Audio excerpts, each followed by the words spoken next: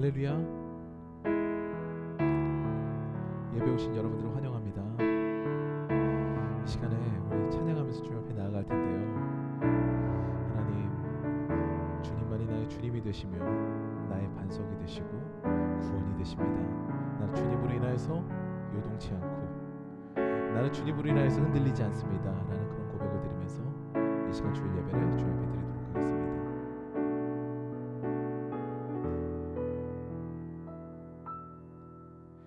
오직 주만이 나의 반석 나의 구원이시니 오직 주만이 나의 산소 내가 요동치 아니하리 오직 주만이 나의 반석 나의 구원이시니 아멘 오직 주만이 나의 산소 내가 요동치 아니하리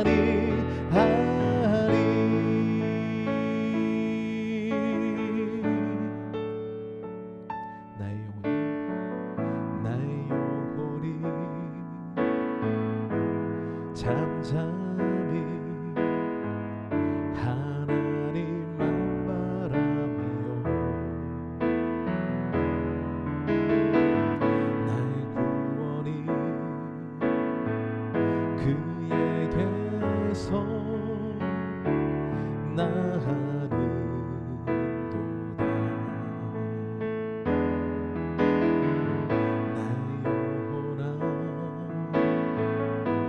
잠잠히 하나님만 바라라 나의 소망이 저에게서 나하는도다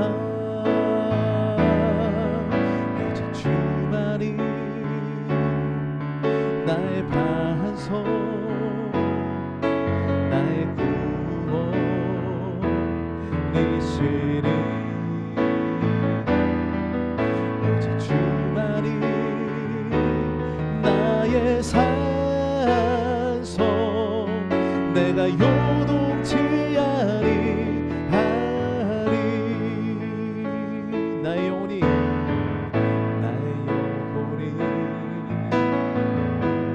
간절히 여호와를 갈망하며 나의 입술이 여호와를 찬양하리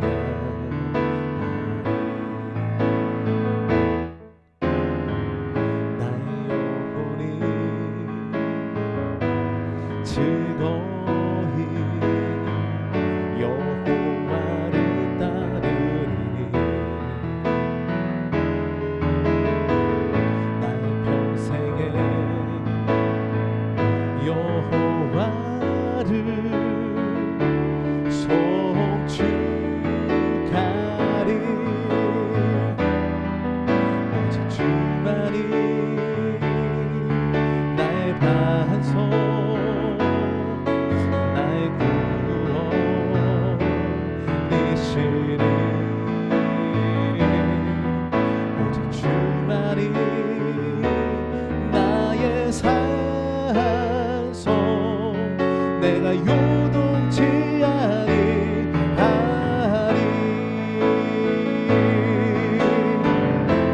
나의 구원 나의 영광 하나님께 있으니 내 힘의 반석과 피난처 되시네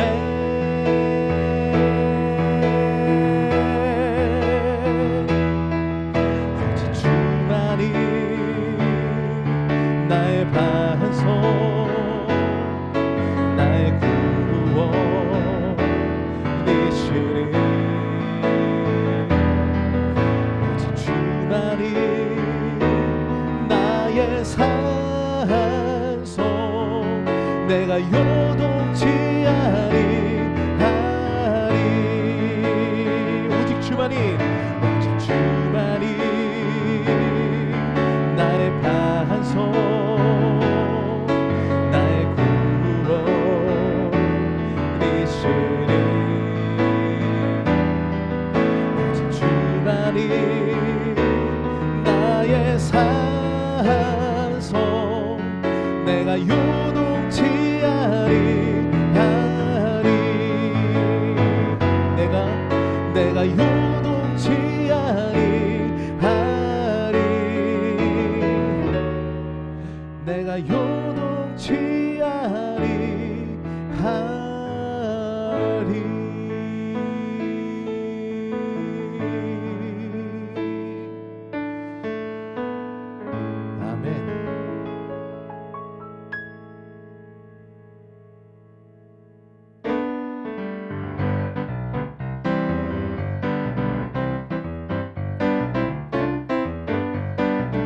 상처 부린 내 영혼 위로해 주셨네 고통 중에 있을 때 주님 평안 주셨네 주 사랑 어둠 이김을 나는 느끼네 주의 빛 비춰주시니 내 마음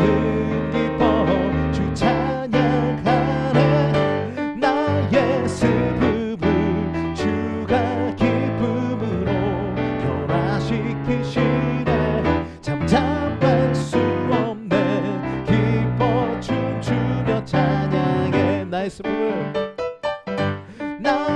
슬픔을 주가 기쁨으로 변화시키시네 잠잠할 수 없네 기뻐 춤추며 찬양해 상처 부린 내 영혼 위로해 주셨네 고통 중에 있을 때 주님 평안 주셨네 주 사랑 어둠 이김을 나는 느끼네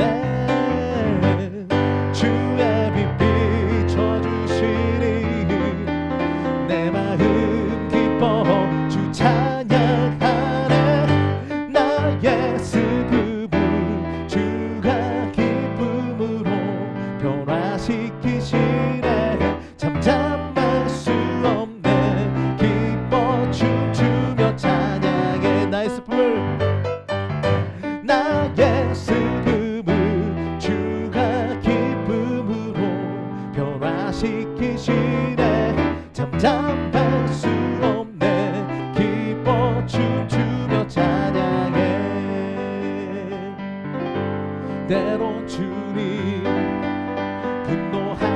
분노하실지라도 주의 은혜와 사랑 나의 평생에 내게 기뻐해 나의 슬픔을 주가 기쁨으로 변화시키시네 잠잠할 수 없네 기뻐 춤추며 찬양해 나의 슬픔을 주가 기쁨으로 변화시키시네 잠잠할 수 없네 기뻐 춤추며 찬양해 아멘.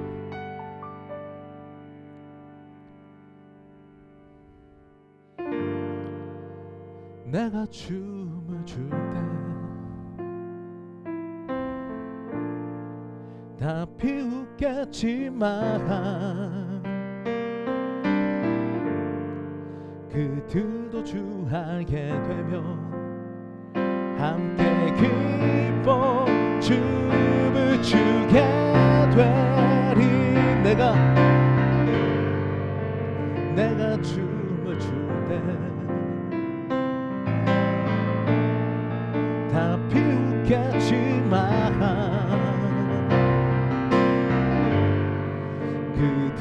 거주하게 되며 함께 기뻐 춤을 추게 되리. 주의 사랑 노래하리라. 영원토록 노래하리라. 주의 사랑 노래하리라. 영원토록 노래하리라. 나를 향한 주의 사랑 산과 바다에 넘치는 내 마음 열 때 주님 나에게 참 자유 주셨네. 늘 진리 속에 거하며 나의 손을 높이 들고 언제나 주님의 사랑을 노래하리. 주의 사랑 노래하리라. 영원토록 노래하리라. 주의 사랑 노래하리라. 영원토록 노래하리. 나를 향한 주의 사랑 산과 바다에 넘치니 내 마음 열 때 주님 나에게 참 자유 주셨네. 늘 진리 속에 거하며 나의 손을 높이 들고 언제나 주님의 사랑을 노래하리. 주의 사랑 노래하리라. 영원토록 노래하리라. 주의 사랑 노래하리라. 영원토록 노래하리라. 주의 사랑 노래하리라. 영원토록 노래하리라. 주의 사랑 노래하리라. 영원토록 노래하리라.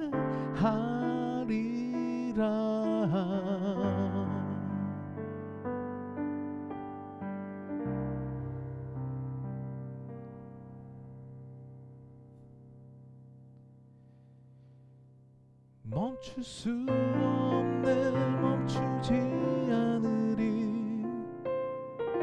주를 향해 부르는 이 노래 다함이 없네. 끝나지 않으리. 우리 향해 넘치는 그 사랑 멈출 수 없네. 멈출 수 없네. 멈추지 않으리. 주를 향해 부르는 이 노래 다함이 없네. 끝나지 않으리. 우리 향해 넘치는 그 사랑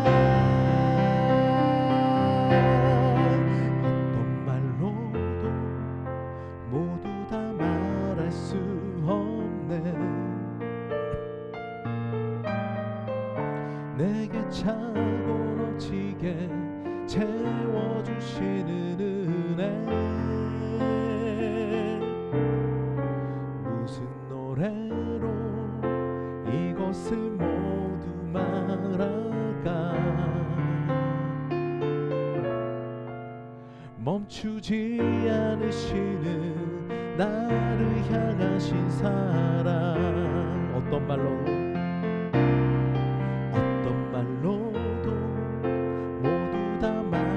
수 없네.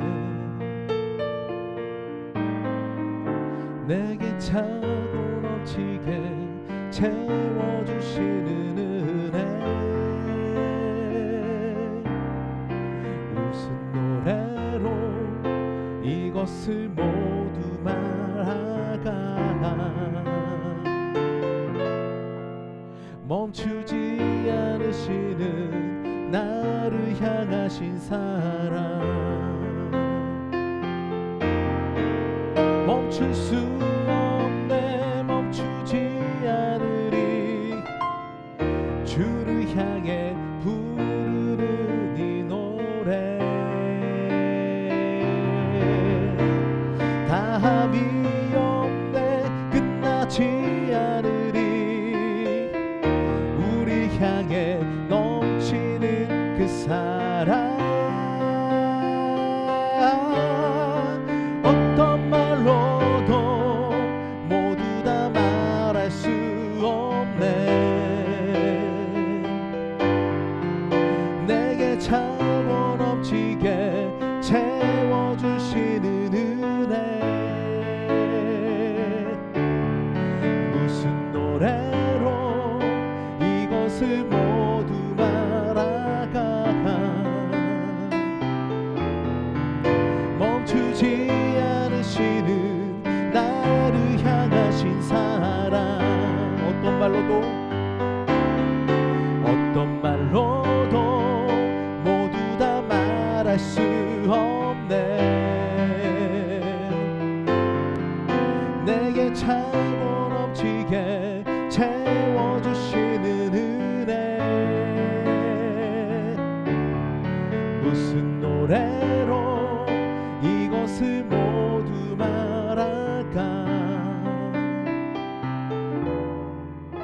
멈추지 않으시는 나를 향하신 사랑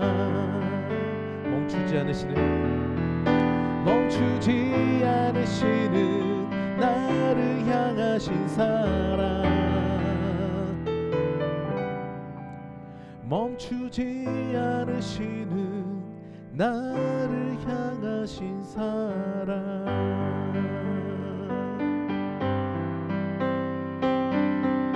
그렇습니다. 우리 주님께서는 우리 향하여서 사랑을 멈추신 적도 단 한 번도 거두신 적도 없으신 주님이십니다.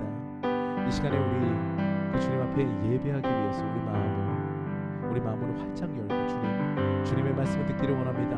주님을 예배하기를 원합니다. 이런 기도를 드리면서 우리가 주님 앞에 예배하며 나아가는 시간 갖도록 하겠습니다. 기도하시겠습니다. 하나님 감사합니다. 이 시간 주님께서 붙들어 주셔서 온전히 주님 앞에 나와서 우리가 주님을 예배하게 하시고 주님을 바라보게 하시고 온전히 주님 앞에 예배하는 마음으로 변화되어서 주님 앞에 서게 하시니 감사드립니다. 우리의 마음을 주장하여 주시고 주관하여 주시옵소서. 온전히 주님께서 원하시는 예배 주님께서 계획하시는 예배를 드릴 수 있도록 도와주시옵고 무엇보다도 우리를 향하여서 늘 그 사랑의 눈동자를 거두지 않으시는 그 주님의 사랑을 기억하며 그 사랑을 우리 마음 가운데 새기며 그 사랑으로 인하여서 우리가 우리의 주변 사람들에게 이웃들에게 가정에 그 사랑을 베풀며 살아가는 참된 그리스도인으로 거듭나도록 도와주시옵소서. 우리가 이 시간에 예배를 드리기를 원합니다. 주님의 말씀을 듣기를 원하며 주님 앞에 기도하며 나아가기를 원합니다. 하나님 역사하여 주셔서 온전히 주님께서 원하시는 일들이 이 예배 가운데서 온전하게 일어나는 그런 놀라운 예배가 되도록 도와주시옵소서. 붙들어 주시고 주님께서 주관하여 주실 줄 믿습니다. 우리 예배 가운데서도 주님께서 함께하여 주실 줄 믿습니다. 주님 붙들어 주실 줄 믿사오며 그리고 주 예수 그리스도의 이름으로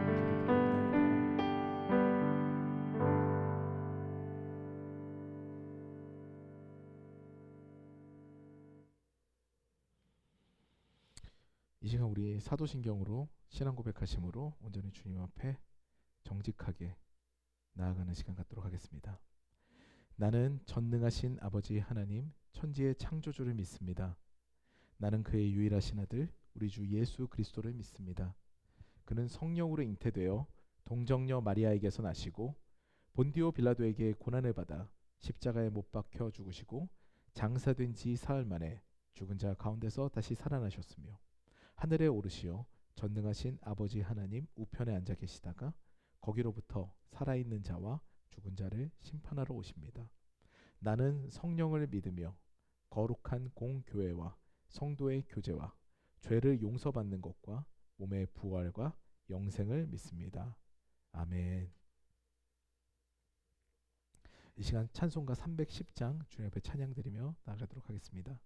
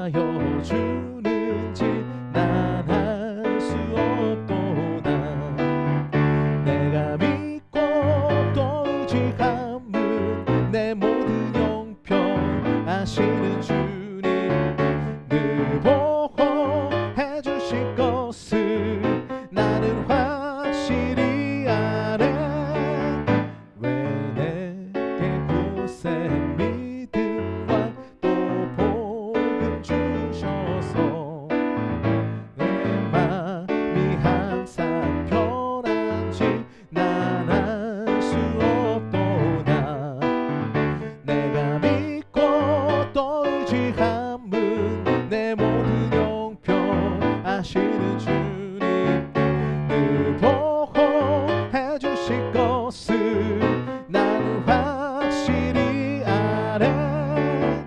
왜 내게 성령 주셔서 내 마음 감동해 주 예수 믿게 하는지 난 알 수 없도다.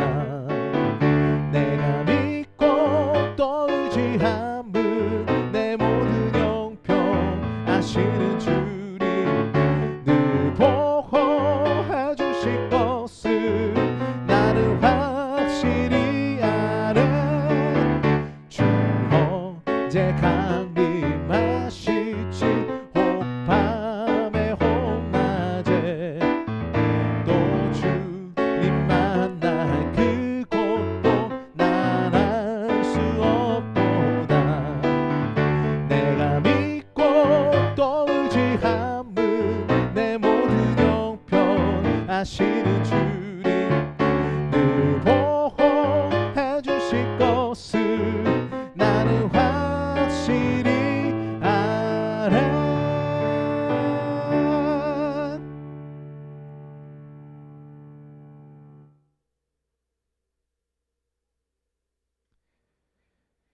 우리를 사랑하시며 늘 좋은 것 주시기를 원하시는 하나님 아버지, 오늘도 복된 하루를 허락하시고 우리가 너무나 사랑하는 주님 앞에 나와서 예배하는 시간을 갖게 하시니 감사드립니다. 이 시간 우리가 마음과 뜻과 정성을 다하여 예배할 수 있는 마음을 허락하여 주시옵소서. 이제 성전 인테리어 작업이 막바지에 이르러서 입당을 앞두고 있습니다. 모든 것이 순적하게 진행되게 하시니 감사합니다. 합심하여 기도하게 하셨고 모여서 성전을 이루는 데 힘쓰게 하셨습니다. 마침내 주님께서 하신 일을 우리가 눈으로 보게 하심을 감사드립니다. 우리가 앞으로 성전에 나와 전심으로 기도하고 예배하며 또 찬양하는 삶, 주님께 더욱 가까이 나아가는 삶을 살게 하여 주시옵소서. 이후에 진행되는 과정 가운데도 주님께서 함께 하셔서 주중 예배도 세워지고 구역 모임도 시작이 될 때 우리의 신앙이 더욱더 깊어지는 그런 우리 더사랑교회가 되게 하여 주시옵소서. 이 모든 과정 가운데 어둠의 세력이 틈타지 못하게 하시고 사람의 힘으로 되는 것이 아닌 하나님의 인도하심으로 모든 것을 주관하여 주시옵소서. 이 시간 주님의 뜻이 이 땅 가운데 이루어지기를 기도합니다. 먼저 주님의 뜻에 합당한 나라가 되게 하여 주시옵소서.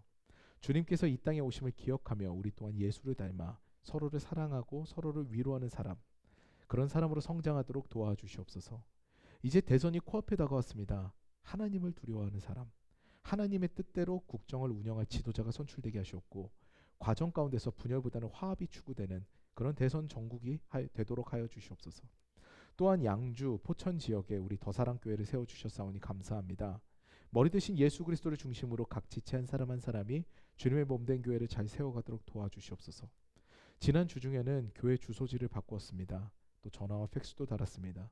점점 성전의 모습을 갖춰감과 동시에 예배하고자 하는 그런 심장의 두근거림이 우리 모두에게 있도록 하시옵소서. 입당 예배 드리는 그날까지 날마다 기대감으로 충만하게 하여 주시옵소서. 오늘 예배를 위해 기도하기를 원합니다. 귀한 하나님의 말씀이 증거되고 복음이 선포될 때 은혜가 넘치고 하나님의 선하심과 위로하심이 넘치는 복된 시간 되도록 하여 주시옵소서. 응답받는 예배, 치유함이 있는 예배, 서로 사랑하는 마음이 샘솟게 되는 예배가 되기를 원하며 주님께서 예정하신 은혜와 복을 갑절로 받는 예배가 되기를 원합니다. 오늘은 우리가 온라인으로 예배를 드립니다. 코로나로 인해서 모임이 제한되지만 이 기간에 더욱 주님을 바라보며 소망으로 가득 찬, 오히려 소망으로 가득 찬 우리 모두가 되도록 도와주시옵소서. 악을 만났을 때 악과 당당하게 맞설 수 있는 담대함을 주시고 주님의 공의를 실천하는 우리가 되도록 하여 주시옵소서. 세상에 선한 영향력을 끼치도록 하시옵고 또한 일용할 양식으로 채우셔서 주님의 일을 하는데 물질이 방해되지 않도록 도와주시옵소서. 관계의 복을 허락하시고 지혜와 명철을 주셔서 세상 가운데 능히 그리스도인의 품격을 드러내며 빛과 소금의 역할을 감당하도록 도와주시옵소서. 늘 우리가 주님의 자녀로 당당하게 살아가기를 원합니다. 이 모든 말씀 우리를 사랑하시며 십자가에서 말할 수 없는 사랑을 보여주신 그리고 그 사랑 그 자체이신 우리 주 예수 그리스도의 이름으로 기도드리옵나이다. 아멘.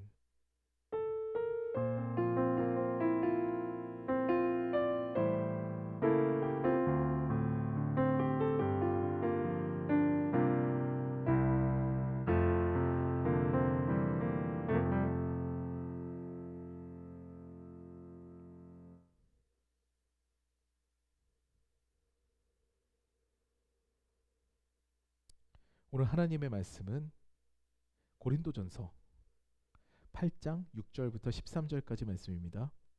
고린도전서 8장 6절부터 13절까지 말씀입니다. 제가 하나님의 말씀 봉독하겠습니다. 그러나 우리에게는 한 하나님 곧 아버지가 계시니 만물이 그에게서 났고 우리도 그를 위하여 있고 또한 한 주 예수 그리스도께서 계시니 만물이 그로 말미암고 우리도 그로 말미암아 있느니라.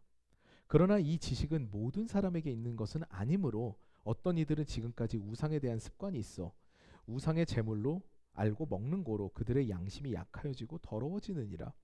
음식은 우리를 하나님 앞에 내세우지 못하나니 우리가 먹지 않는다고 해서 더 못 사는 것도 아니고 먹는다고 해서 더 잘 사는 것도 아니니라. 그런즉 너희의 자유가 믿음이 약한 자들에게 걸려 넘어지게 하는 것이 되지 않도록 조심하라. 지식 있는 네가 우상의 집에 앉아 먹는 것을 누구든지 보면 그 믿음이 약한 자들의 양심이 담력을 얻어 우상의 재물을 먹게 되지 않겠느냐. 그러면 네 지식으로 그 믿음이 약한 자가 멸망하나니 그는 그리스도께서 위하여 죽으신 형제라. 이같이 너희가 형제에게 죄를 지어 그 약한 양심을 상하게 하는 것이 곧 그리스도에게 죄를 짓는 것이니라. 그러므로 만일 음식이 내 형제를 실족하게 한다면 나는 영원히 고기를 먹지 아니하여 내 형제를 실족하지 않게 하리라. 아멘.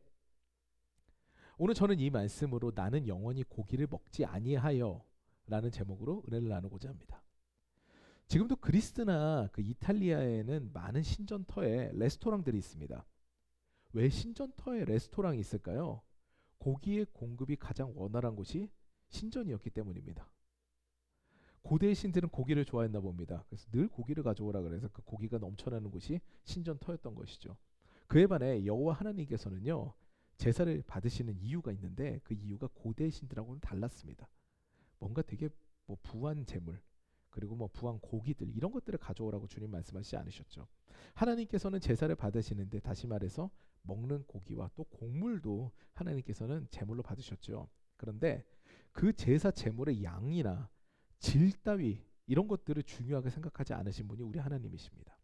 그래서 하나님께서는 형편에 맞도록 제사를 드리도록 이렇게 규례를 정하시고 설계하셨어요. 많은 것, 좋은 것을 드린다고 풍성한 은혜가 내리는 것이 아니었죠. 중요한 것은 마음입니다. 내가 어떤 마음으로 드리냐는 것이죠. 그렇기 때문에 하나님께서는 과부의 2렙돈, 푼돈이거든요. 그 돈도 기꺼이 받으시는 하나님이신 겁니다. 그런데 다른 고대의 신들은요, 좋은 것, 풍성한 것들을 원했죠. 심지어는 너희 어린 자녀들을 나에게 바쳐라 라고 할 정도로 이렇게 엄청난 것들을 바라는 것이 고대의 신들이었어요. 그리고 그런 좋은 것들을 우리가 마음 가운데 정말 귀한 것이라고 생각했던 것들을 신에게 바치게 되면은 그럼 삶의 풍성한 결실이 있으리라고 선전을 했죠. 심지어 물질로 쾌락도 제공을 했습니다. 성적인 쾌락도 제공을 했어요. 고대 신들의 신전에는요, 미소녀와 미소년들이 매춘을 위해 대기하고 있었습니다. 신전에서 쾌락도 물질로 파는 거예요. 그 성적인 쾌락을 물질로 파는 거죠. 요즘 인권단체들이 봤다면 어땠을까요? 어처구니 없는 그런 종교단체죠. 완전 이단인 거예요. 이와 같이 내 삶의 윤택함과 풍성함을 빌기 위해서 고대 이방신들의 제사에는 풍성한 제물이 있었습니다. 고기가 넘쳐났다는 이야기죠. 그 고기는 대개 그 신의 제사 때요, 제사를 드리는 사람들과 참석자들이 나누어 먹었다고 합니다. 그런데 그들이 모두 다 먹을 수 있는 양이었느냐? 그렇지 않죠. 당연히 사람들은 너무나 많은 양 그리고 질 좋은 고기들을 갖고 왔기 때문에 그것들이 넘쳐난 거죠. 엄청 풍성하게 넘쳐난 거예요. 특히나 타락의 도시이자 번영의 도시였던 오늘 본문의 고린도, 이 고린도는 더 그랬을 겁니다. 그래서 그곳에서 처리하지 못한, 그 신전에서 처리하지 못한 고기들이 시장에 나와서 팔리게 된 거죠. 가장 가까운 그곳에 있는 레스토랑에서 이 고기들이 거래가 되는 거예요. 그것이 오늘 본문에 나온 이 상황이 그 본문에 나오는 상황입니다. 근데 이것이 오늘 본문에서 등장한 고린도 교회의 문제가 된 거예요. 시장에 나온 고기가 무슨 고기입니까? 신전에서 우상에게 제물로 바쳐진 고기죠. 근데 우상에게 바쳐진 이 고기를 우리가 먹어도 되느냐 안 되느냐, 이것이 논쟁거리가 된 거예요. 이 본문은 한국 교회에도 한 가지 논쟁거리를 낳았죠. 한국의 오랜 유교적 습관에 따라서 남아있는 풍습이 바로 제사이기 때문이에요. 이 제사 음식을 먹어도 되느냐 아니면 먹으면 안 되느냐 하는 문제가 우리 삶 가운데 있었다는 사실이죠. 적어도 저희 가정에서 있었습니다. 사도 바울은 이 부분에 대해서 고린도전서 8장부터 시작해서 13장 흔히 사랑장이라고 말하죠. 여기까지 조리있고 명쾌하게 답을 제공을 합니다. 오늘 본문은 그 서두 부분에 해당하는 부분입니다. 여러분 어떻게 생각하십니까? 제사 음식 먹어도 되나요? 아니면 절대로 먹으면 안 되나요? 제가 어릴 적에요. 저희 집은 대단한 집안이었어요. 무속 집안이었거든요. 그런데다 제가 종갓집 장손이었습니다. 그러니까 제사는 다 모조리 끌어와서 드려야 되는 그런 집이었던 거예요. 크고 작은 제사가 수시로 잡혀 있었죠. 가뜩이나 먼 친척들까지도 다 모여서 이제 모든 친척들이 다 전 친척들이 다 모여서 드리는 그런 제사였는데요. 그때마다 어머니께서는요 제사 음식을 풍성하게 준비를 했죠. 친척들이 다 모여서 절을 하는데요. 그 절하는 횟수가 많았을까요? 엄청나게 많았죠. 많은 친척들이 모였기 때문에 절을 하는 횟수가 너무 넘쳐나는 거예요. 여러 사람들이 여러 번 절을 하게 되니까 제사는 너무 지겨운 시간이었습니다. 저한테는. 근데 제사가 끝나고 나면 어땠을까요? 너무나 신이 나는 거죠. 풍성한 제사상이 모두 저와 제 동생 차지인 거예요. 저는 갈비찜을 특히 좋아했는데요. 제사상에마다 갈비찜이 올라갔거든요. 그 갈비찜을 먹는 상상에 그 지겨운 제사를 이길 수 있었던 거죠. 게다가 오시는 친척분들이 집안의 장손이라고 저한테 용돈을 챙겨주셨습니다. 신나죠. 그런 제사가 온 가족이 교회를 다니면서 끊어진 거예요. 그러면서 부모님께서는 이런 이야기를 해주셨습니다. 제사는 하나님께서 기뻐하시지 않는 거니까 하지 않는 것이 좋아서 결단했다. 우리는 앞으로 추도 예배를 드린다. 뭐 어린 저는 당연하다고 생각을 했습니다. 제사 음식이 좀 아쉽긴 했지만요. 그러던 어느 날 어떤 집사님께서 저희 어머니께 신앙 상담을 하시는 거예요. 이 제사 문제가 등장한 거죠. 저희 어머니가 그때 구역장님이셨는지 지역장님이신지 잘 기억은 안 나는데요. 그 신앙 상담을 해주는 그런 상황이었습니다. 그러면서 집사님께서 저희 어머니께 제사 음식을 먹었는데 너무 배가 아파서 탈이 나서 앞으로는 제사를 안 드리고 싶고 그 음식을 안 먹고 싶다. 뭐 이런 얘기를 하는 거죠. 그 제사 음식은 영양가가 없다는 이야기도 들었다. 귀신이 이미 다 먹어버린 음식이어서 그런 건 아니냐는 뭐 그런 이야기가 막 오가고 있었습니다. 그 이야기를 듣는 순간 저에게는 하나의 지식이 쌓였어요. 제사 음식은 영양가가 없구나. 귀신이 먼저 다 먹어버린 거구나. 먹지 말아야지. 여러분 어떠십니까? 제사를 드리는 음식이 영양가가 다 사라질까요? 영적인 세계와 우리의 물질 세계가 연결되어 가지고 같은 세계인가요? 이 부분에 대해서 사도 바울은 마음의 문제라는 이야기를 오늘 본문에서 하고 있습니다. 그 당시 유대인 그리스도인들은요 이 고기를 먹지 않기를 주장했어요. 이유는 간단합니다. 영적으로 내가 데미지를 입을까봐가 아니라 하나님만을 섬기는 우리인데 우상에게 제사를 드린 그러니까 그 예배에 참석된 송아지 그 참석된 송아지까지 먹기 싫다는 이야기를 유대인들이 한 거죠. 여기까지는 이해가 됩니다. 내 개인적인 신앙관을 거부하니까 자유예요. 그런데 몇몇 교사들이 우상은 우리에게 위해를 가할 수 없는 허상이기 때문에 먹어도 좋다 하면서 심지어 그 신전터 레스토랑으로 가서 먹는 사태가 벌어진 거예요. 이게 논란거리가 된 거죠. 요즘에도 이런 사례들은 주변에서 심심치 않게 일어납니다. 내 신앙적 경험으로 봤을 때 그것은 아니야. 이런 이야기들이 우리 귀에는 쉽게 들려지죠. 예를 들어서 이렇습니다. 술자리 같은 경우에는 믿음이 있는 우리에게는 아무런 영향도 끼치지 못해. 맞는 말입니다. 정말 맞는 얘기죠. 당연히 술자리 따위가 믿음이 확고한 우리를 영적으로 지배할 수 있겠습니까? 그런데 믿음이 연약한 다른 성도님들이요. 그 술자리에서 이런 생각을 가지고 나아갔다가 시험에 빠지는 경우가 적지 않은 거예요. 첫 번째로 나는 믿음이 없나? 이 술자리에서 왜 이 분위기가 나는 굉장히 불편하지? 아니면 너무 좋지? 이 부분에 대해서 내가 너무 빠져들어가지? 이 세상 쾌락이 나한테 왜 영향을 미치지? 나는 믿음이 없나? 이런 생각을 갖게 되는 거고요. 두 번째로는 술자리 가는 게 점점 정당화되는 겁니다. 별로 영적으로 좋지 않은 자리를 이제 수시로 다니게 되는 거죠. 뭐 괜찮네. 다녀도 괜찮은데 뭐.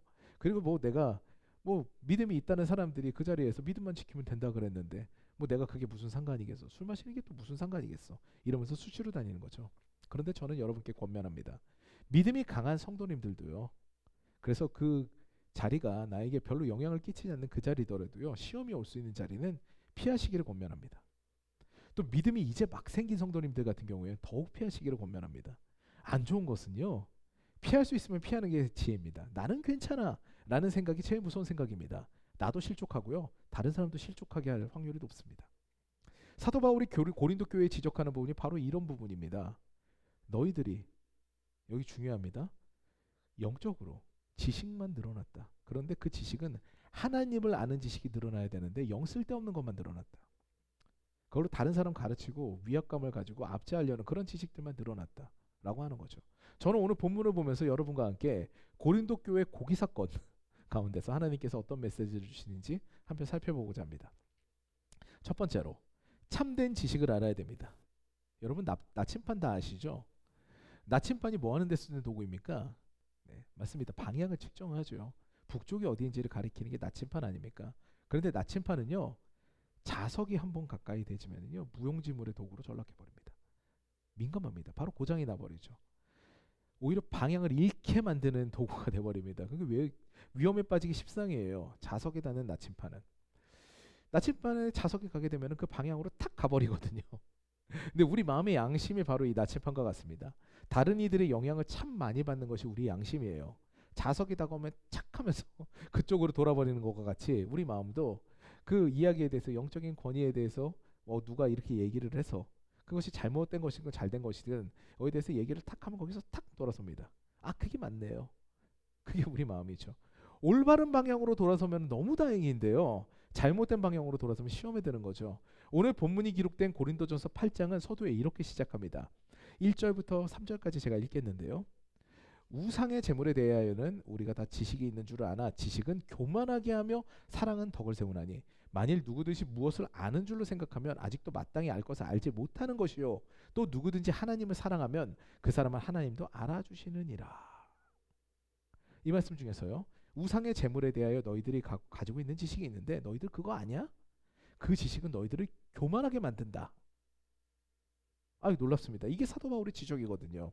너희들이 우쭐대면서 우상은 허상이니까 어디든 제물로 바쳐진 고기를 먹어도 괜찮다. 심지어 그곳에 가도 괜찮다라고 하는 것이 너희들이 신앙적 교만을 만든다.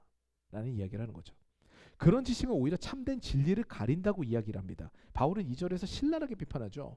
누구든지 무엇을 아는 줄로 생각하면, 다시 말해서 네가 뭘 안다고 가르치려고 한다면 이런 뜻이에요. 여기서 안다라고 생각하는 단어는 헬라어로 기노스코라고 하는데요. 히브리어 야다, 안다, 뭐 관계를 갖다 이런 말과 동의어입니다. 근데 이 기노스코의 해석은요, 안다와 판단하다가 동시에 있습니다. 내가 판단하여서 그것을 알아진 거다. 내가 알면서 그것을 판단하게 되었다. 뭐 이런 의미예요. 그러니까 내가 지식적으로 알아지는 것만 기노스코가 아니라요, 내가 해답을 내리는 것도 기노스코예요. 그러니까 그게 정답이 아니에요. 근데 내가 생각하기에 이게 맞는 것 같아. 이것도 기노스코예요. 근데 그것이 바로 너희를 교만하게 만든다라는 이야기를 하는 거죠. 그래서 되게 무서운 어구가 내가 생각하기에는입니다. 신앙생활에서는 내가 생각하기에는이 아니에요. 기준은 말씀입니다. 하나님의 말씀이 되어야 되는 거죠. 그래서 8장 2절을 정확하게 해석을 하면은 네가 무엇을 안다고 판단하면, 네가 그렇게 해석하면 그 지식 때문에 진정한 지식을 너는 잃게 된다라는 겁니다. 내가 생각하기엔 이게 맞는 것 같아 하면서 이 길로 갔는데 그 길이 아니에요. 그럼 진짜 어디로 가야 되는지 우리는 알 수가 없는 거죠. 이걸 사도 바울은 이야기를 하고 있는 겁니다. 사실 한국 교회를 살린 것이 제자훈련이고요. 그리고 또 죽인 것도 제자훈련입니다. 왜 그러냐면요, 예수님의 제자로 거듭나도록 하는 것이 제자훈련인데요, 여기서 이제 목회자들이 잘못한 거죠. 세상의 도덕과 진리를 가르치게 되고요, 교회의 제자로 만들려는 그런 노력을 하게 됩니다. 나의 제자를 삼으려고 하는 거죠. 목회자의 제자로 삼으려고 애를 썼던 그런 제자 훈련들이 이제 등장하게 되면서 오히려 교회와 성도가 병에 들게 됩니다. 이래서 내가 판단하는 지식과 해석하는 지식이 무섭습니다. 그러면 우리는 어떤 지식을 쌓아야 되는 걸까요? 오늘 본문 6절에 등장을 합니다. 우리 6절 말씀 읽겠습니다. 그러나 우리에게는 한 하나님 곧 아버지가 계시니 만물이 그에게서 났고 우리도 그를 위하여 있고 또한 한 주 예수 그리스도께서 계시니 만물이 그로 말미암고 우리도 그로 말미암아 있느니라. 아멘. 오직 한 분 하나님께서 진리이시고 그분이 계시다는 거죠. 무엇보다 하나님, 창조주 하나님을 아는 지식이 중요하다라고 오늘 사도 바울은 이야기하고 있습니다. 그분이 우리 하나님 되시고요, 아버지가 되시며 우리는 그 말씀대로 살아야 된다는 것이 우선되는 거죠. 그런데 여기서 하나가 더 있습니다. 그의 아들 예수 그리스도께서도 하나님이시고 그분의 삶을 따라가야 하는 것이 우리의 본분이라고 오늘 말씀을 이야기하고 있는 거죠. 사도 바울은 창조주 하나님만을 보게 되면 율법적인 잣대로 이 상황을 파악하고 결론 내리는 그런 그리스도인들을 비판하는 거죠. 창조주 하나님만을 보면서 그 율법적인 잣대로 사람들이 이리저리 재단하고 하나님께서 주신 율법이 이거였다. 그리고 이것은 이렇게 해석이 되고 너희들한테 이렇게 적용이 된다라고 하면서 정죄하는 그런 그리스도인들을 비판하고 있습니다. 예컨대 이런 겁니다. 나는 이방신에게 바쳐진 음식은 먹지 않겠다라는 잣대와 이방신은 아무런 능력이 없기 때문에 나는 담대히 음식을 먹겠다라는 잣대가 사실은 다 의미가 없다는 얘기예요. 사도 바울은. 그것은 개인적이기 때문에 너희들이나 알아서 할 것이고 다른 이들을 위하여서는 다른 잣대가 필요하다는 이야기를 오늘 하고 있는 겁니다. 하나님을 아는 지식은 그리스도인들에게 꼭 필요한 지식입니다. 그런데 하나님의 의도를 알아야 되는 거예요. 왜 하나님께서 이런 말씀을 나누셨는지, 그리고 하나님의 뜻을 아는 것이 바로 참된 지식이 되는 거죠. 그렇기 때문에 우린 예수님의 삶을 볼 필요가 있습니다. 예수의 삶이 어떠했죠?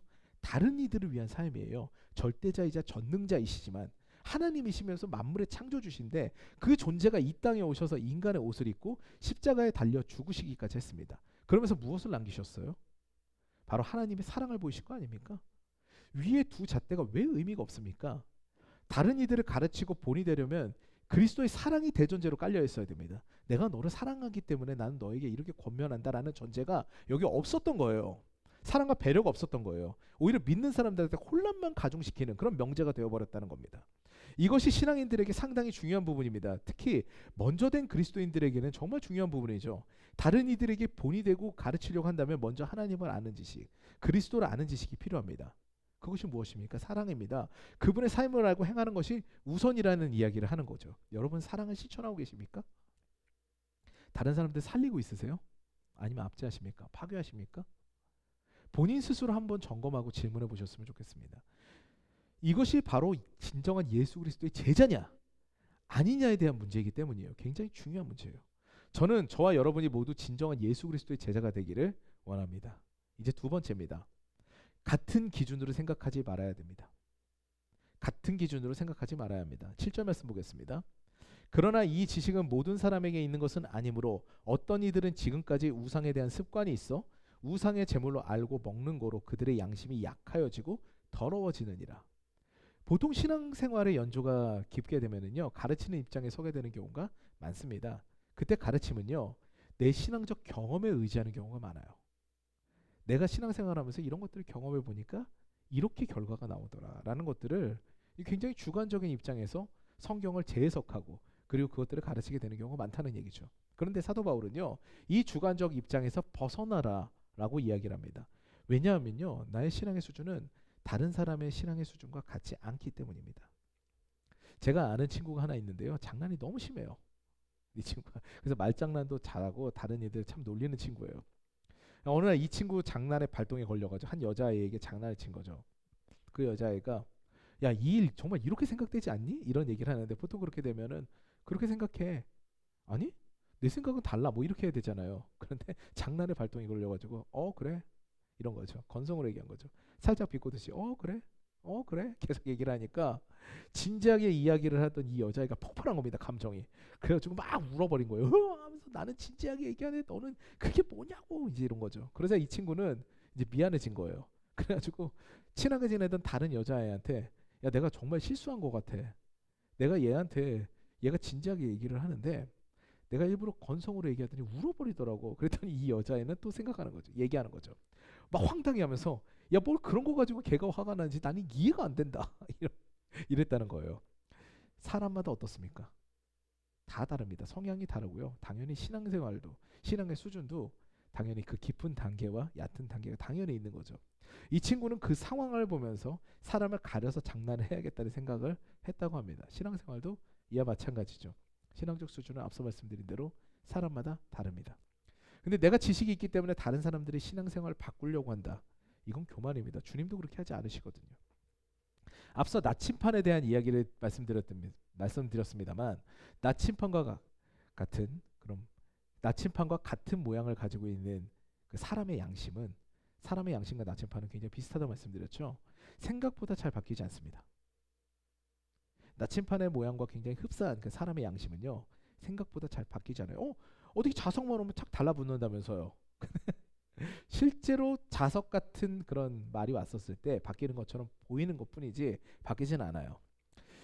그럼 어떻게 되는 걸까요? 심리학자 칼 융 같은 경우에 페르조나라는 이야기를 합니다. 가면을 쓴다라는 이야기를 하는 거죠. 말 몇 마디를 듣고 통찰이 오면은요, 페르조나를 쓰는 경우가 많다는 이야기를 합니다.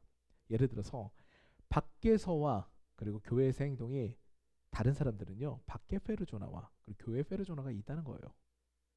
교회에서 요구되는 양심적 행동들이 있고요. 세상에서는 그거보다 더 허가되는 양심적 행동들이 있으니까 밖에 나가서는 이렇게 살고 교회에서는 이렇게 산다는 이야기를 하고 있는 겁니다. 제가 예전에 사역하던 교회에서 어떤 권사님이 계셨습니다. 그 교회는 감리교회였기 때문에 남자 권사님이셨어요. 항상 밝게 웃고 저희들을 섬기는데 저희들이 나가면 미리 와서 성전을 청소하시기도 하고 정돈하시기도 하면서 그러면서 주보를 꼭 들고 계시면서 오늘도 은혜 받으십시오 하면서 인사를 웃으면서 하시는 분이었죠. 근데 어느 날 잠실 쪽에 이제 석천호수 쪽에 저희 가족들과 함께 식사를 나갔다가 우연히 이분을 마주치게 된 거예요.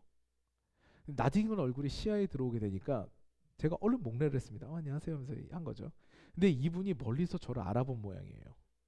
손에 뭔가를 들고 있는데 이제 살짝 말아주는 거죠. 네. 그 당시 저는 전도사였기 때문에 자기가 굉장히 부끄러웠던 모양이에요. 손에 담배를 들고 있었거든요. 얇은 담배를 이제 들고 있었습니다. 복장도 늘 깔끔한 정장을 입고 예배를 드렸었거든요. 그런데 석촌호수에서 마주쳤던 그 권사님은요, 복장이 가죽 점퍼였습니다. 한껏 멋을 부렸던 그런 복장으로 이제 담배를 딱 꼬나쥐고 이렇게 거기 산책을 다니셨던 거죠. 그분도 엄청 놀라셨겠죠.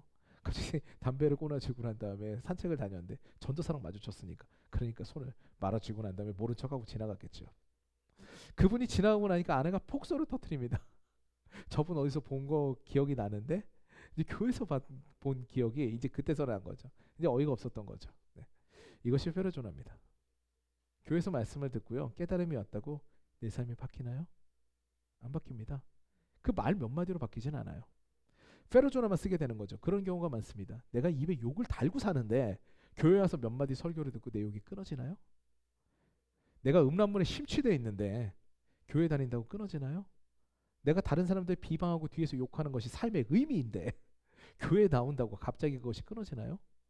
내가 원래 신경질적인 사람이라서 화를 제어하지를 못하는데 교회에 나온다고 화가 그 즉시 제어가 되나요? 그런 것들이 되면 그 무당이죠. 그런데 교회에서는 그렇게 보입니다. 이 사람들이 다들 순한 양처럼 보이죠. 이것이 페르조나입니다.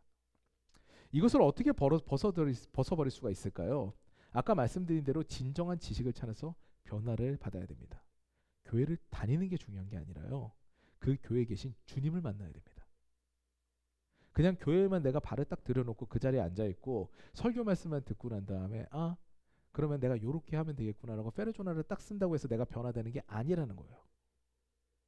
진정으로 주님을 만나서 그 마음 가운데 터치함을 경험해야지. 그래서 본질적인 나의 문제가 해결되고 페르조나가 아닌 나의 진정한 모습이 그 주님께서 원하시는 대로 거듭나야, 그래야 진짜로 주님께서 원하시는 삶, 그리스도의 제자가 되는 것이죠. 그러면 하나님은 아는 지식을 날마다 더해가면서요, 하나님의 본체이신 예수 그리스도의 삶을 따라가야 됩니다. 근데 오늘 본문을 살펴보면요, 그것이 모두에게 있지 않다는 것, 즉 쉽지 않다는 것을 사도 바울은 지적을 합니다. 그 당시 고린도 교회는요, 회심한 사람들이 많았어요. 이 이야기는 바꿔 이야기하면은 최대 타락 도시였던 그 고린도 교회에 문란한 사람들이 개종을 많이 했다는 얘기예요. 신전에 가가지고 영적인 문란함, 그 신을 섬기고 그런 사람들도 있었겠지만 그 신전에서 매춘을 하던, 내가 돈을 주고 매춘을 했던, 그리고 심지어는 그 신전에서 자신들이 그 신을 섬겼던 여제관들, 또 미동들, 이런 사람들이 다 개종을 하고 예수를 믿었다는 얘기예요. 이들의 신앙은요 어떻습니까? 아직 죄성과 회개가 공존하고 있는 상황이에요. 조금만 건드려지면 예전의 모습들이 기억나는 그런 상황이라는 거죠. 이들은 교회에서 혼란스러웠을 겁니다.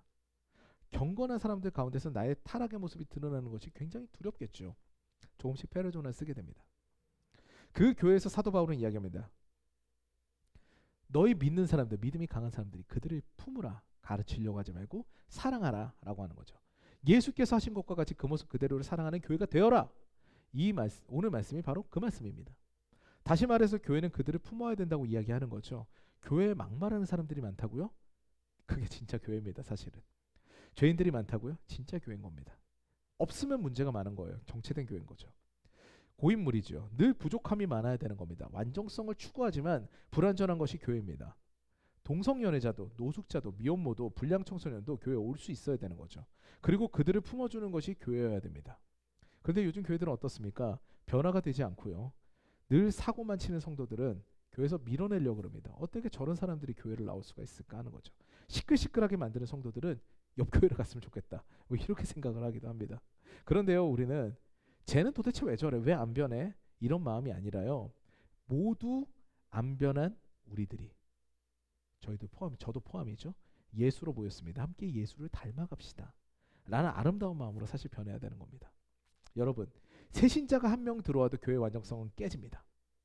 늘 불안하지만 모두가 성화되는 삶을 지향하고 그것으로 인도하는 교회가 바로 진정한 하나님께서 세우신 교회인 줄 믿습니다.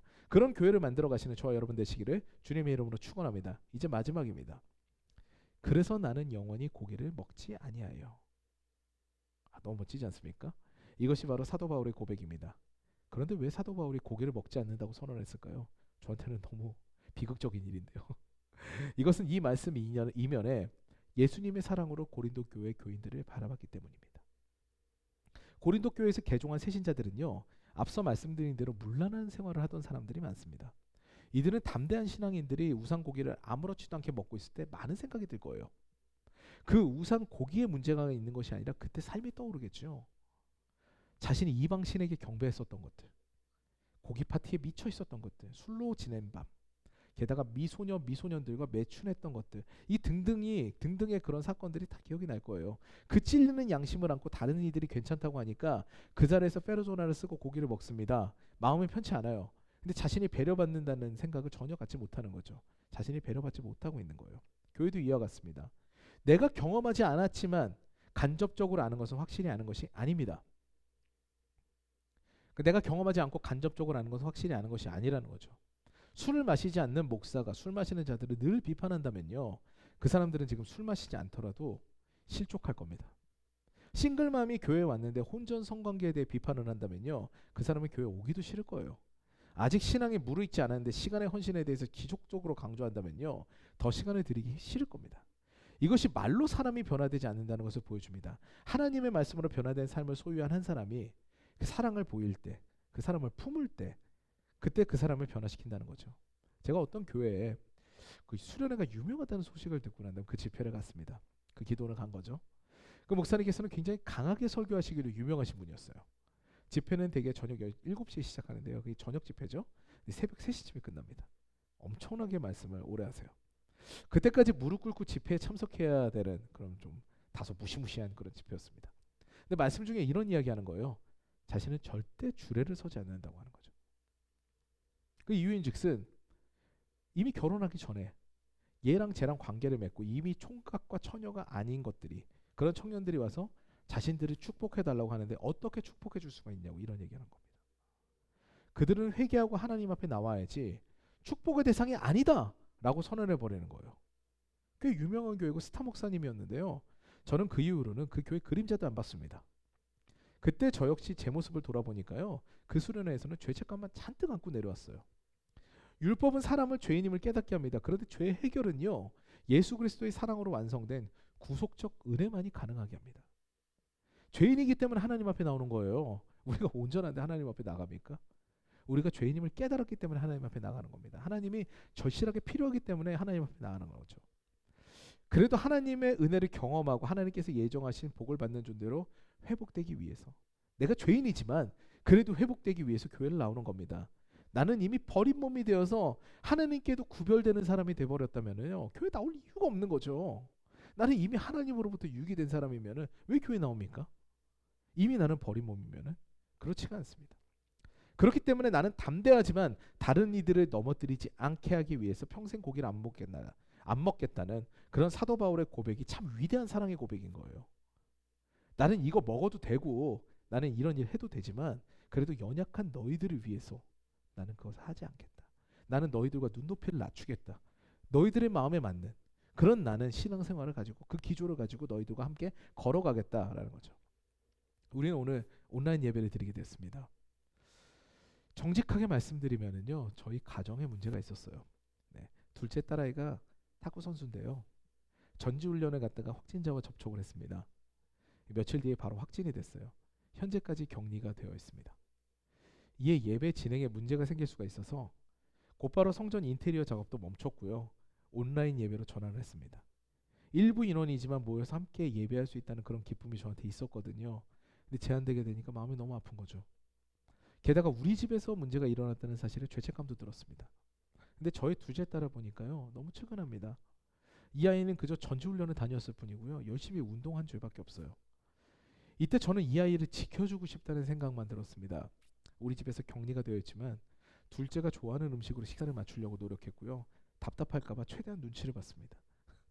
어떤 문제가 생겨도 괜찮다고 이야기하면서 빨리 회복되라는 이야기를 건넨 거죠. 답답하겠지만 묵묵히 마스크를 쓰고 비닐 장갑을 끼고 생활하는 아이를 보니까 마음이 짠합니다. 여러분 어떠십니까? 이 상황을 겪으면서 저는 또 하나의 통찰이 들었습니다. 요즘 코로나 시절을 맞이해서요, 코로나에 확진이 되면 마치 병원균 자체가 돼버리는 것 같은 그런 시선들이 있죠. 물론 전염은 최대한 피해야 됩니다. 방역수칙 준수해야 되고요. 남들에게 피해가 되지 않도록 나 자신을 단돌하는 게 중요해요. 사회가 무너지면 안 되죠. 그런데 확진자 또한 우리 사랑의 대상입니다. 그들 가운데서 몰지각하게 방역수칙을 어긴 이들도 있을 거예요. 몰지각하게 방역수칙을 어긴 그런 이들도 있을 거예요. 그래도 그들이 우리의 비난의 대상이 되기에 충분하다는 말씀은 결코 아닌 겁니다. 우리 모두 부족하고 연약한 이들입니다. 주님 앞에서는 우리가 다 똑같은 죄인이죠. 이 상황 가운데서 우리는 사랑하는 마음을 잃지 않아야 될 겁니다. 오히려 사회가 분열되고 격리하고 격리되고 그리고 서로가 서로에게 눈총을 주고 이런 상황으로 나아가면 안 되는 거죠. 이 가운데서도 우리는 주님의 사랑을 기억하면서 오히려 연약한 이들을 안아주는 그런 삶을 살아가야 되는 거죠. 이제 말씀 정리하겠습니다. 기독교는 사랑입니다. 믿으십니까? 그 사랑은 하나님을 아는 지식에서 출발합니다. 정확하게 이야기하면요, 예수 그리스도의 삶을 추적하면서 그 은혜와 마주하게 되면요, 사랑이 시작되는 거죠. 우리를 위해 십자가에 달리신 주님, 하나님이시면서 이 땅에 오신 주님, 그 주님이 내밀어 주신 그 손을 잡아본 경험이 있다면요, 그 은혜가 깊다면 우리는 다른 이들을 사랑할 수 있는 충분한 힘을 가지고 있다는 얘기입니다. 좋으신 우리 주님의 크신 은혜와 사랑을 경험하면서 마음이 새롭게 되어 내 주변의 가족들과 이웃들에게도 그 사랑을 아낌없이 증거하는 저와 여러분 되시기를 주님의 이름으로 축원합니다. 우리 이제 찬양하면서 기도하는 시간을 가질 텐데요. 오늘 결단하면서 부를 찬양은 하나님께서 당신을 통해 라는 찬양입니다. 저는 아이들이 태어날 때마다 찬양을 한 가지 정해서 자장가로 이렇게 불러주곤 했는데요. 저희 큰아이는 당신은 사랑받기 위해 태어난 사람, 이게 주제가였습니다.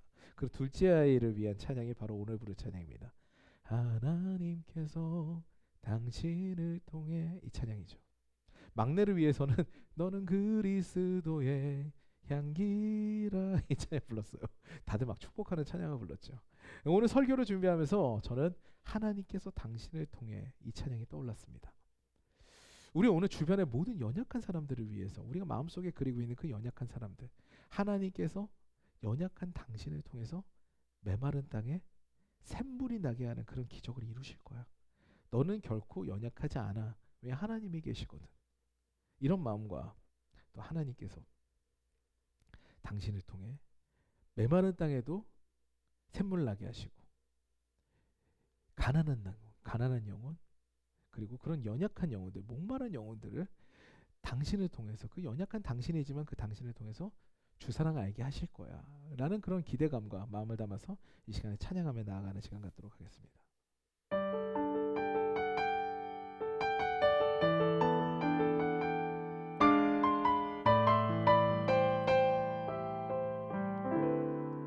하나님께서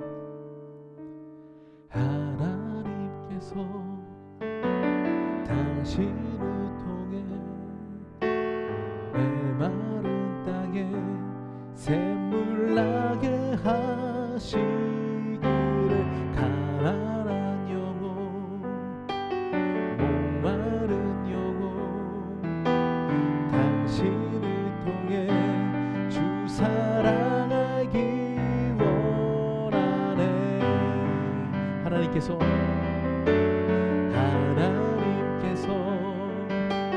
당신을 통해 메마른 땅에 샘물 나게 하시기를,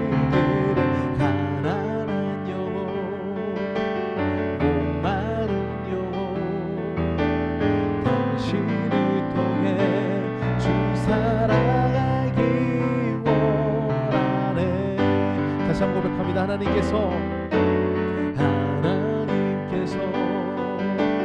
당신을 통해 메마른 땅에 샘물 나게 하시기를 가난한 영혼 목마른 영혼 당신을 통해 주 사랑하기 원하네.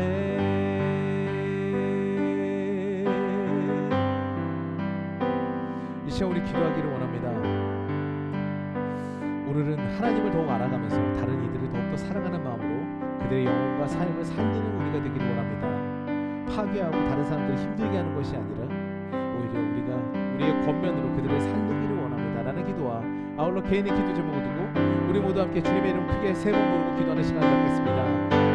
주여 주여 주여. 사랑하는 가만하신 하나님 아버지 감사합니다. 이 시간 주님께서 사랑하여 주셔서 온전히 주님 앞에 나와서 이 시간에 우리가 주일 예배로 주님 앞에 영광 돌리게 하시니 감사드립니다. 주님을 만나는 시간을 갖게 하시니 감사드립니다. 하나님 이 시간에 우리가 말씀을 들었습니다. 온전히 우리의 신앙적 교만함으로 인하여서 다른 사람들을 억압하고 힘들게 하고 그들에게 나의 생각을 강요하면서 오히려 실족하게 하는 것이 아니라 오히려 그들을 사랑하고 그들을 품고 그들을 진정으로 주님 앞으로 인도하는 참된 그리스도인의 제자가 되라는 그런 사도 바울의 메시지를 들었습니다. 하나님 이 시간에 우리에게 마음 가운데 사랑의 마음을 심어주시었고 그 사랑으로 인하여서 우리가 다른 이들을 사랑할 수 있는 그런 놀라운 역사를 경험할 수 있도록 이 시간에 붙들어 주시옵소서. 하나님 역사하여 주셔서 주님께서 원하시는 일들 주님께서 계획하시는 일들이 우리의 삶을 통하여서 이곳 가운데서 일어나게 되는 그런 놀라운 역사를 경험하는 우리가 될 수 있도록 도와주시옵소서. 우리가 찬양했습니다. 하나님께서 당신을 통해 메마른 땅에 샘물 나게 하시기를 원한다는 그런 찬양을 드렸습니다. 하나님 그 연약한 영혼들을 사랑하며 그들이 정말 주님께 쓰임받기를 원합니다. 다른 것들을 살리는 것이 되기를 원합니다. 하나님 우리의 인생 또한 다른 사람을 살리는 그런 생수가 펑펑 터져나는 그런 삶이 되기를 원합니다.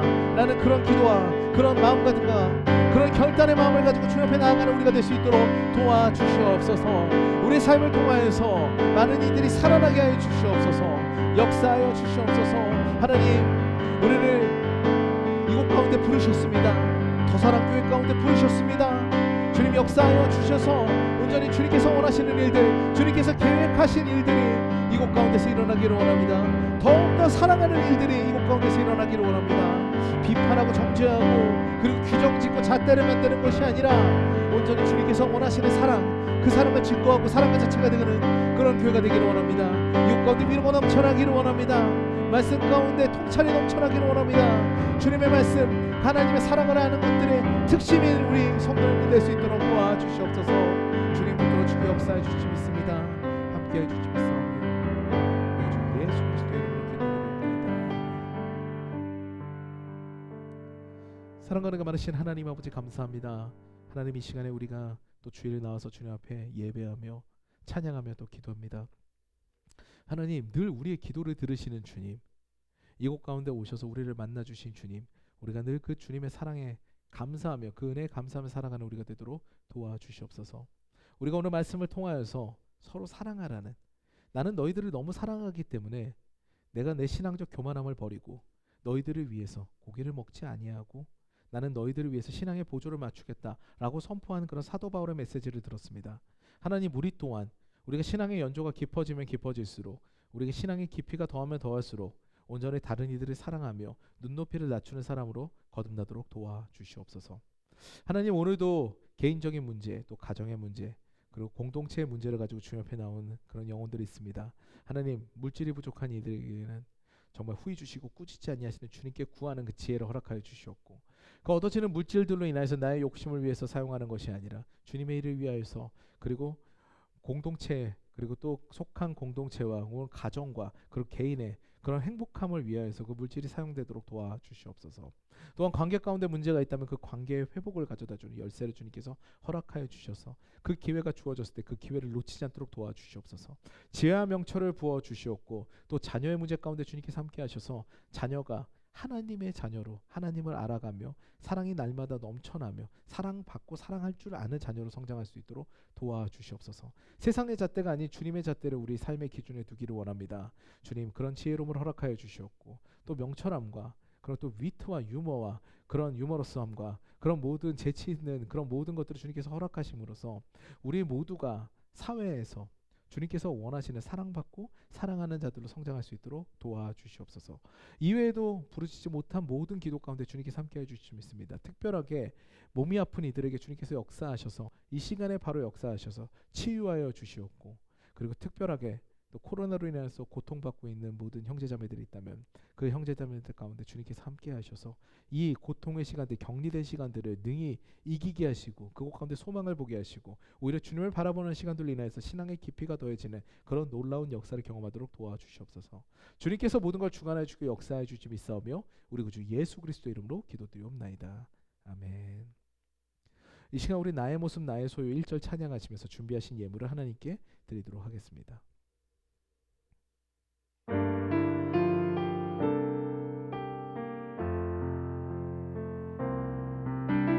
나의 모습 나의 소유 주님 앞에 모두 드립니다. 모든 아픔 모든 기쁨 내 모든 눈물 받아주소서. 나의 생명을 드리니 주 영광 위하여 사용하옵소서. 내가 사는 날 동안에 주를 찬양하며 기쁨의 제물 되리. 나를 받아주소서. 나의 생명을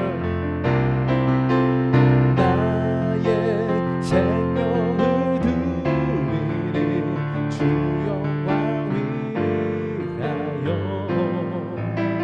사용하옵소서.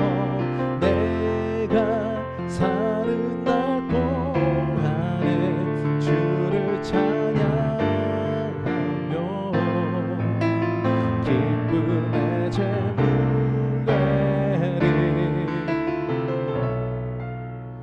나를 받아주소서.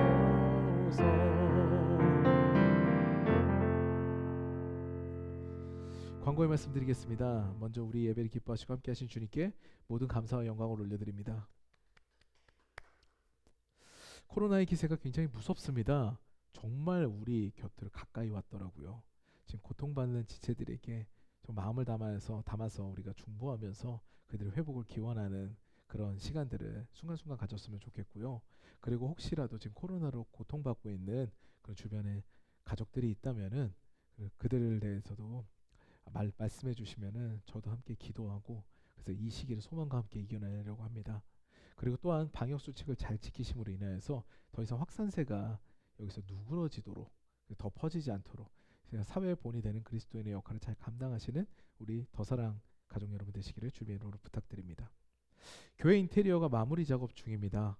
지금 마무리 작업 중이라고 해가지고 거의 한 달 동안 이야기를 하는 것 같은데요. 코로나 때문에 지금 또 한 주 동안 좀 밀려가지고 마무리 작업이 좀 늦춰졌습니다. 근데 마지막까지 순조롭게 다 진행이 되어서 기쁨으로 입당할 수 있게 주님 도와주세요라는 기도를 다들 이제 드리면서 이제 입당을 준비하는 그런 시간을 가졌으면 좋겠습니다. 이제 드리신 예물을 봉헌하며 축도로 예배를 마치도록 하겠습니다.